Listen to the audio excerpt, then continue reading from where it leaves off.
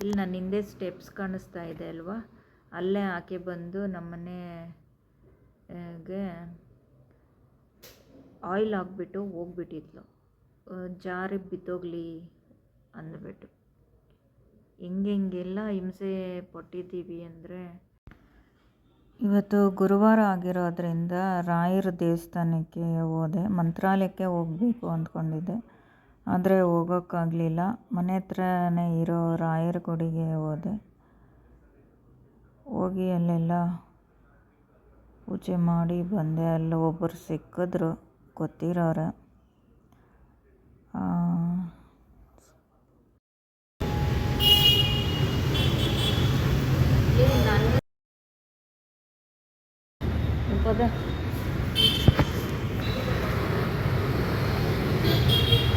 ಮಾಲ್ಗೆ ಹೋಗಿ ಏನೇನು ಬೇಕಿತ್ತೋ ಅದು ತೆಗೆದುಕೊಳ್ಳೋಣ ಅಂತ ಹೋದ್ವಿ.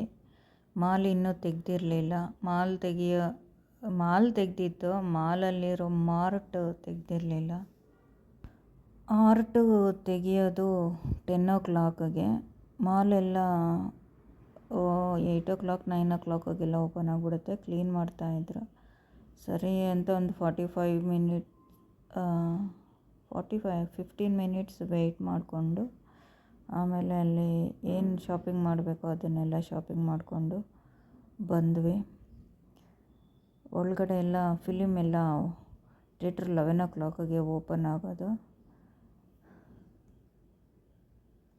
ತೆಲುಗು ಮೂವಿ ರಾಮ್ ಚರಣ್ದು ಇವತ್ತು ರಿಲೀಸ್ ಆಗ್ತಾ ಇದೆಯಂತೆ.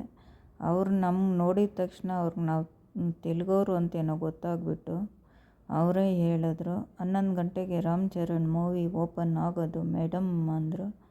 ಸರಿ ಅಂದ್ಕೊಂಡು ಬಂದ್ವಿ. ನಾವು ಬರ್ತಾ ಇರೋದು ಮೂವಿಗಲ್ಲಮ್ಮ, ರೇಷನ್ಗೆ ಅಂದ್ಕೊಂಡು ನಾವು ಬಂದ್ವಿ. ಹೇಳ್ಬಿಟ್ರೆ ಇನ್ನೂ ಅಯ್ಯಮ್ಮ ರೆಸ್ಪೆಕ್ಟ್ ಕೊಡೋದಿಲ್ಲ ಅಂದ್ಬಿಟ್ಟು, ಹೌದಾ ಆಯಿತು 11 o'clockಗೆ ಮೂವಿಗೆ ಬರೋಣ ಅಂದ್ಬಿಟ್ಟು ಬಂದುಬಿಟ್ವಿ.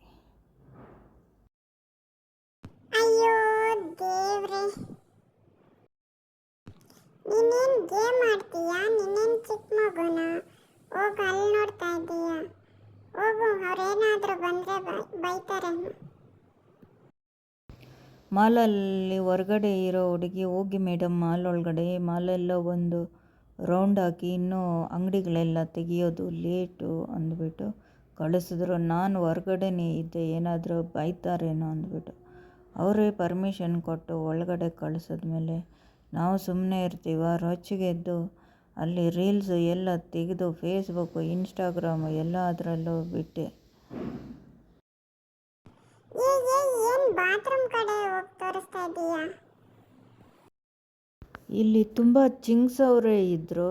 ಇಲ್ಲಿ ನೇಪಾಳೀಸು, ಚಿಂಗ್ಸು ಇಲ್ಲಿ ವಿಪರೀತ ಇದ್ದಾರೆ. ಯಾವ ಅಂಗಡಿಗಳಲ್ಲಿ ನೋಡಿದ್ರು ಅವರೇ ಬಂದು ಶಟರ್ಗಳನ್ನ ಓಪನ್ ಮಾಡ್ತಾಯಿದ್ರು. ಏನ ಚಿಂಗ್ಸು ಗಿಂಗ್ಸು ಅಂತ ಹೆಸರಿಟ್ಕೊಂಡಿದ್ದೀಯಾ? ಏನಾದರೂ ಬೇಕಾ ನಿನಗೆ?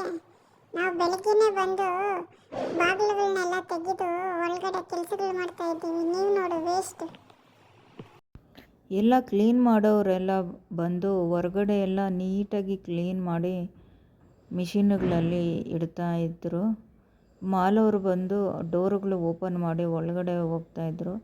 ಅವ್ರವ್ರ ಅಂಗಡಿನ ಅವ್ರವರೇ ಕ್ಲೀನ್ ಮಾಡ್ಕೊಬೋದು. ಹೊರಗಡೆ ಮಾತ್ರ ಮಾಲ್ ಅವರು ಇಟ್ಟು ಕ್ಲೀನ್ ಮಾಡಿಸ್ಬೋದು. ಮಿಷಿನ್ಗಳು ಮತ್ತು ಹೆಂಗಸರು ಎಲ್ಲ ಕ್ಲೀನ್ ಮಾಡಿಕೊಂಡು ಇದ್ರು. ಅವ್ರು ನೋಡಿಕೊಂಡು ಸಮಯ ಕಳ್ಕೊಂಡು ಬಂದ್ವಿ.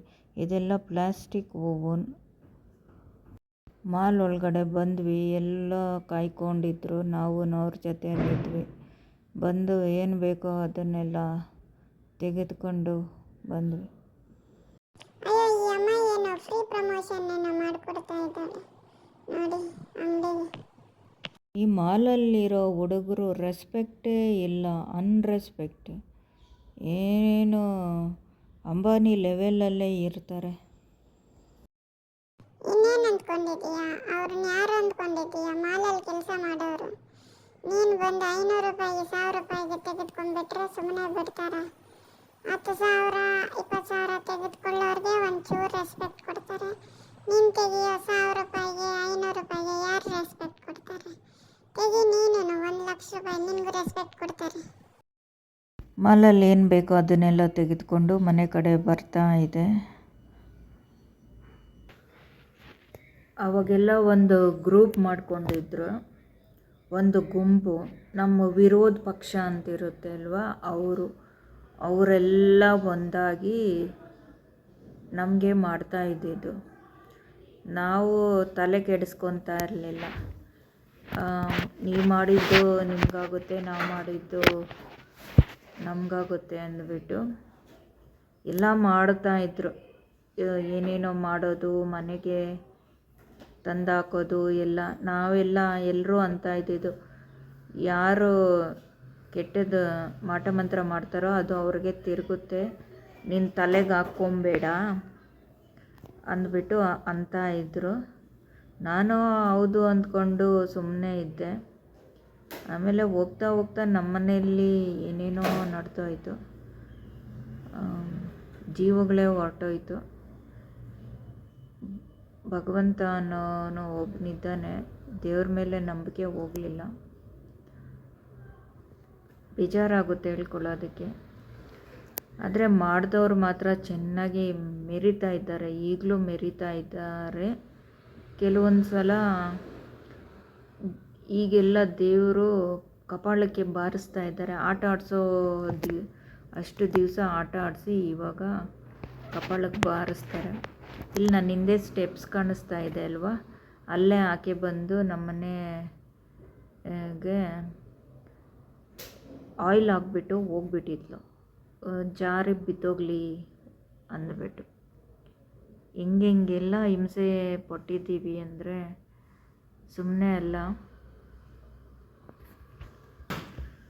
ಅವಳು ಯಾಕೆ ಹಾಕಿದ್ದು ಅಂತ ಹೇಳಿದ್ರೆ ಬೇಡ, ನಾನು ಹೇಳೋಕ್ಕೋದ್ರೆ ಅದು ಇನ್ನೊಬ್ಬರು ಅವ್ರ ಗುಂಪಲ್ಲಿರೋ ಜನ ಇನ್ನೊಂದು ಥರ ತೆಗೆದುಕೊಂಡು ಆಟ ಆಡೋಕ್ಕೆ ಶುರು ಮಾಡ್ತಾರೆ. ಅವರು ಹೆಂಗೆ ಗೊತ್ತಾ, ನಾವು ಹೆಂಗಿರ್ತೀವಿ ಮನೆಯಲ್ಲಿ, ಯಾರು ಹೆಂಗೆ, ಯಾರು ಏನು ಅಂತ ತಿಳ್ಕೊಂಡು ನಮಗೆ ಹೆಂಗೆ ಮಾಡಬೇಕು, ಏನು ಮಾಡಬೇಕು ಅದನ್ನು ಮಾಡ್ತಾ ಇದ್ದಿದ್ದು. ನಮ್ಮ ಮನೆ ವಿಷಯ ನಮಗೆ ಗೊತ್ತಾಗ್ತಾ ಇರಲಿಲ್ಲ, ಅಷ್ಟು ಚೆನ್ನಾಗಿ ಅವುಗಳಿಗೆ ಗೊತ್ತಾಗ್ತಾ ಇತ್ತು. ನಾವು ಯಾರ ಜೊತೆ ಸೇರ್ತೀವಿ, ನಮ್ಮ ಮನೆಗೆ ಯಾರು ಬರ್ತಾರೆ, ನಾವು ಯಾರ ಮನೆಗೆ ಹೋಗ್ತೀವಿ, ಈ ವಿಷಯ A to Z ಆ ಬೇವರ್ಸಿಗಳಿಗೆಲ್ಲ ಗೊತ್ತಿತ್ತು. ಇನ್ನೂ ಕಚ್ಚಡವಾಗಿ ಹೇಳ್ತಾ ಇದ್ದೆ. ಇದು ಯೂಟ್ಯೂಬಲ್ಲ ಸುಮ್ಮನೆ ಆಗಿಬಿಟ್ಟಿದ್ದೀನಿ, ಏಕೆಂದರೆ ವಿಡಿಯೋ ನೋಡ್ತಾರೆ,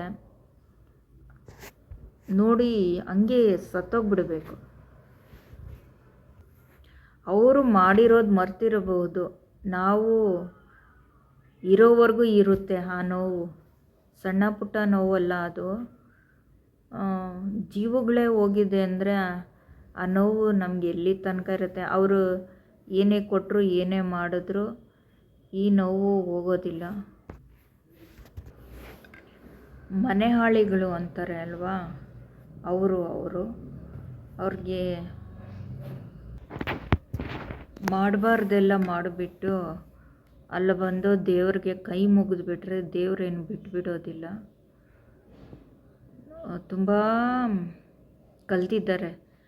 ಇಲ್ಲಿ ನಮಗೇನು ಮಾಡಬೇಕು ಅದು ಮಾಡೋದು, ಅಲ್ಲಿ ಯಾವ ದೇವ್ರಿಗೆ ಹೋಗಿ ಕೈ ಮುಗಿಬೇಕೋ ಆ ದೇವರಿಗೆ ಕೈ ಮುಗಿಯೋದು, ಅದೆಲ್ಲ ಜಾಸ್ತಿ ದಿವಸ ನಡೆಯಲ್ಲ. ಇಲ್ಲಿ ಕಾಲೈ ತಸ್ಮೈ ನಮಃ ಅಂತಾರೆ. ಇರಲಿ, ಅದಕ್ಕೂ ಕಾಯ್ತಾ ಇದ್ದೀವಿ. ಗಂಡ ಹೆಂಡತಿ ಇಬ್ಬರು ಏನು ಒಬ್ಬರನ್ನ ಬಿಟ್ಟು ಒಬ್ಬರು ಇರೋದಿಲ್ಲ, ಆ ರೀತಿ ತಿರುಗ್ತಾರೆ. ಈ ಪ್ರಪಂಚದಲ್ಲಿ ಯಾರು ಗಂಡ ಹೆಂಡ್ತಿನೇ ಇಲ್ಲ, ಆ ಥರ ಇದ್ದಾರೆ. ಇಷ್ಟು ದಿವಸ ಕಜ್ಜಾಯಗಳು ಕೊಡ್ತಾ ಇದ್ದ, ಅವಳು ಕಜ್ಜಾಯಗಳು ಚೆನ್ನಾಗಿ ಈಸ್ಕೊತಾ ಇದ್ಲು. ಅವನು ಹೋಗಿ ನಾನು ಟ್ರೈನ್ ಕೆಳಗಡೆ ಬಿದ್ದೋಗ್ತೀನಿ, ನಾನು ಆ ಕೆಳಗಡೆ ಬಿದ್ದೋಗ್ತೀನಿ, ನಾನು ಮನೆ ಬಿಟ್ಟೋಗ್ತೀನಿ ಅಂತ ನಮ್ಮ ಮನೆಗೆಲ್ಲ ಬಂದು ಕೇಸುಗಳು ಹೇಳ್ತಾ ಇದ್ದಿದ್ದಂಥ ಜನ. ನಾವು ಅವ್ರಿಗೆ ಬುದ್ಧಿವಾದ ಹೇಳಿ ನಮ್ಮನ್ನೇ ಬೀದಿಗೆ ತಂದುಬಿಟ್ರು. ರಾತ್ರಿ ಆದರೆ ಒಂದಷ್ಟು ಕ್ವಾಟ್ರು, ಅಷ್ಟು ಉದ್ದ ಕ್ವಾಟ್ರ್ ಹಾಕ್ತಾನೆ. ಅವಳು ಎಲ್ಲೆಲ್ಲೋ ಹೋಗಿ ಸುತ್ತಕೊಂಡು ಬರ್ತಾಳೆ.